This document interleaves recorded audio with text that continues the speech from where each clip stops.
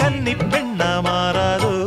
மையேந்தும் கண்ண காட்டி மையல் தீர பேசாதோ முன்னாலே தூக்கம் போயாச்சு உள்ளார ஏதேதோ ஆயாச்சு நான் ஏரிக்கர மேலிருந்து 8 திசை பார்த்திருந்து ஏந்திழைக்கு காத்திருந்தேன் காணல்ல மணி 7 8 ஆன பின்னும் ஊரடங்கி போன பின்னும் சோறு தண்ணி வேணும்னு தோணல்ல என் தெம்மாங்கு பாட்டை கேட்டு தெங்காத்து ஓடி வந்து தூதாக போக வேணும் அக்கறையில நாம் உண்டான ஆசைகளை உள்ளார பூட்டி வச்சு திண்டாடி நிக்கிறேனே இக்கரையில